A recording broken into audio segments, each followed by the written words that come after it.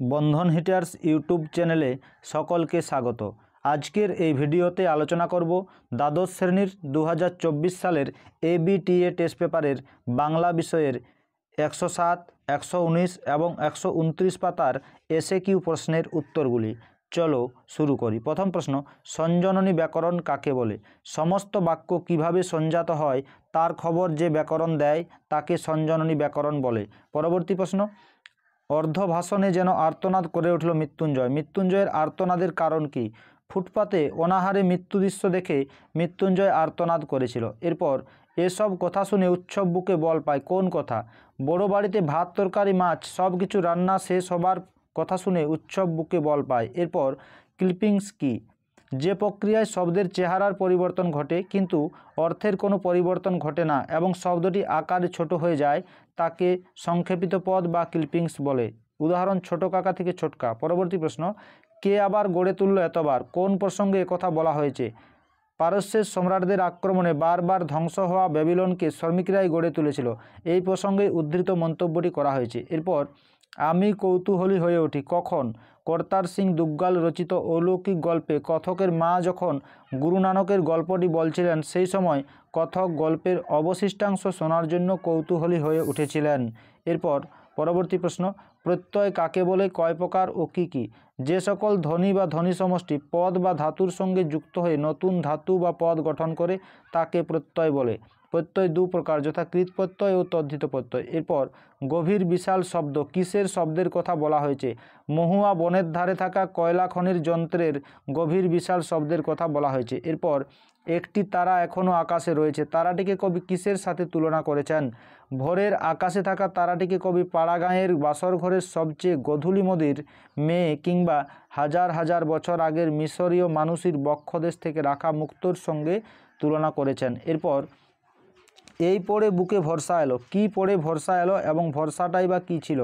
Eisenstein সাহেব তার লেখায় কাবুকি থিয়েটারের ভঙ্গিনির্ভর অভিনয়ের প্রশংসা করেছিলেন। সেই লেখা পড়ে শম্ভু ভঙ্গিনির্ভর নাটক অভিনয় করার ভরসা পেয়েছিল। এরপর পরবর্তী প্রশ্ন, এই তো জীবনের সত্য কালীনাথ, সত্যটা কি? সত্যটি হলো যার প্রতিভা আছে তার বয়সে কিছু এসে যায় না। এরপর সবুজের অনটন ঘটে, কী কারণে এই অনটন? শহরের অসুখ, হাঁ করে সবুজ খাওয়া অর্থাৎ বৃক্ষ নিধনের ফলে সবুজের অনটন ঘটে। পরবর্তী প্রশ্ন, চিনিলাম আপনারে, কবি কিভাবে নিজেকে চিনলেন? জীবনভর আঘাতে আঘাতে বেদনায় বেদনায় জর্জরিত হয়ে কবি নিজেকে চিনেছেন। এরপর এত টানলে কি আর কাণ্ডজ্ঞান থাকে কিসের কথা বলা হয়েছে? নানা রঙের দিন নাটক থেকে গৃহীত উদ্ধৃতাংশে রজনীকান্তের অত্যধিক মদ্যপানের কথা বলা হয়েছে। এরপর অথবা প্রশ্ন, কি অমর এবার হাসি পাচ্ছে? কোন ঘটনা প্রসঙ্গে এই জিজ্ঞাসা? পুলিশের গুলি খেয়ে শোভাযাত্রীদের মধ্য থেকে একটি ছেলে ও একটি মেয়ে আর্তনাদ করে পড়ে গেলে শম্ভুমিত্র ব্যঙ্গাত্মকভাবে অমর গাঙ্গুলিকে একথা বলেন। এরপর 119 পাতার প্রথম প্রশ্ন, তুমি কি বুঝবে সতীশবাবু? উৎসবের এমন বলার কারণ কি? উত্তর, সতীশবাবু নদীর পাড়ে বা মাটির ঘরে থাকে না, তাই হতদরিদ্র উৎসবের দুঃখ দুর্দশা তার পক্ষে বোঝা সম্ভব নয়, এজন্যই উৎসব একথা বলেছিল। পরবর্তী প্রশ্ন, বুড়ির মৃতদেহ প্রসঙ্গে চৌকিদারের পরামর্শ কী ছিল? চৌকিদার বুড়ির মৃতদেহকে নদীতে ফেলে দিয়ে তার গতি করার পরামর্শ দিয়েছিলেন। এরপর রূপনারায়ণের কূলে মূল কাব্যগ্রন্থ উল্লেখ করো। রূপনারায়ণের কূলে কবিতাটি রবীন্দ্রনাথ ঠাকুরের শেষ লেখা কাব্যগ্রন্থ থেকে গৃহীত হয়েছে। এরপর সবুজ সুগন্ধি ঘাসের তুলনা করেছেন কবি কার সঙ্গে? কচি বাতাবি লেবুর সঙ্গে কবি সবুজ সুগন্ধি ঘাসের তুলনা করেছেন। পরবর্তী প্রশ্ন, শিশির ভেজা সবুজ সকালে কবি কি দেখেন? শিশির ভেজা সবুজ সকালে কবি কয়লা খনির অবসন্ন শ্রমিকদের শরীরে ধুলোর কলঙ্ক দেখেন। এরপর সেই কবিতায় জাগে কবিতায় কি জাগে? কবিতার মধ্যে নিজের বিবেককে জাগিয়ে রাখতে পারেন। এরপর পরবর্তী প্রশ্ন, ইংরেজ কোম্পানি কিনা কেন এমন মন্তব্য? কলকাতা শহরের পথে ট্রাম চলার দৃশ্য মঞ্চে দেখে শম্ভুমিত্র এমন মন্তব্য করেছিলেন। এরপর জীবনে প্রথম মোক্ষম বুঝলুম, কি বুঝলেন? প্রেমিকার কাছে থিয়েটার ছাড়ার কথা শুনে রজনীকান্ত বুঝেছিলেন যে যারা বলেন নাট্যাভিনয় একটি পবিত্র শিল্প তারা হয় গাধা নয়তো মিথ্যে কথা বলেন।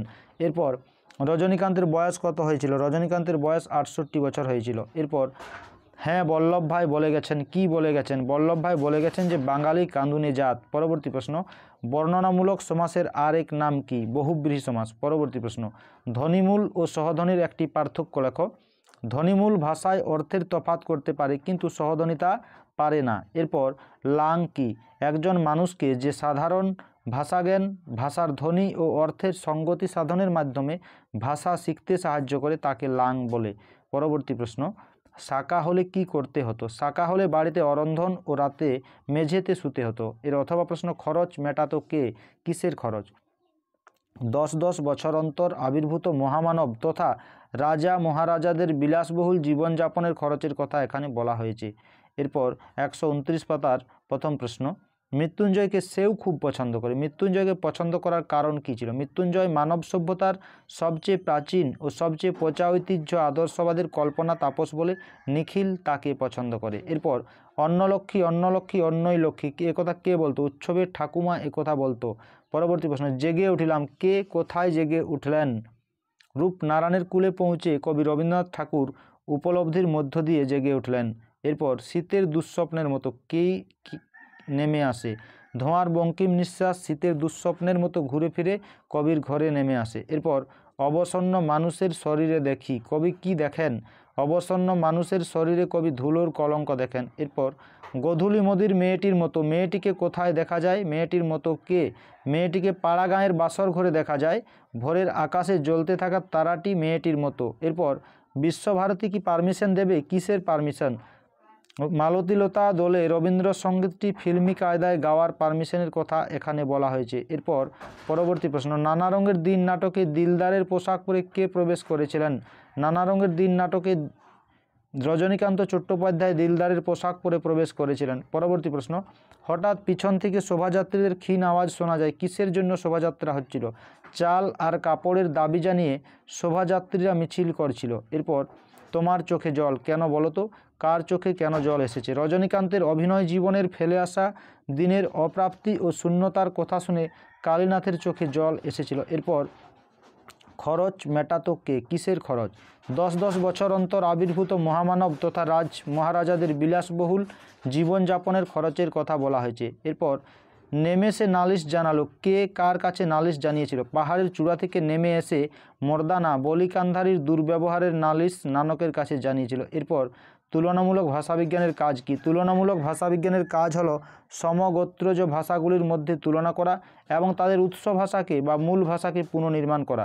পরবর্তী প্রশ্ন, সংক্ষেপিত পদ বা ক্লিপিংস কি? যে প্রক্রিয়ায় শব্দের চেহারার পরিবর্তন ঘটে কিন্তু অর্থের কোনো পরিবর্তন ঘটে না এবং শব্দটি আকারে ছোট হয়ে যায় তাকে সংক্ষেপিত পদ বা ক্লিপিংস বলে। এরপর যেমন টেলিফোন থেকে ফোন। পরবর্তী প্রশ্ন, প্রকৃতি কাকে বলে? মৌলিক ভাব প্রদান করে এমন অবিভাজ্য পদ বা পদের অংশ হলো প্রকৃতি। আজকের এই ভিডিওটি যদি তোমাদের ভালো লেগে থাকে তাহলে অতি অবশ্যই একটি লাইক, কমেন্ট ও শেয়ার করতে ভুলো না। আর চ্যানেলে নতুন হয়ে থাকলে চ্যানেলটি অবশ্যই সাবস্ক্রাইব করে নিও এরকম আরও গুরুত্বপূর্ণ ভিডিও পাওয়ার জন্য।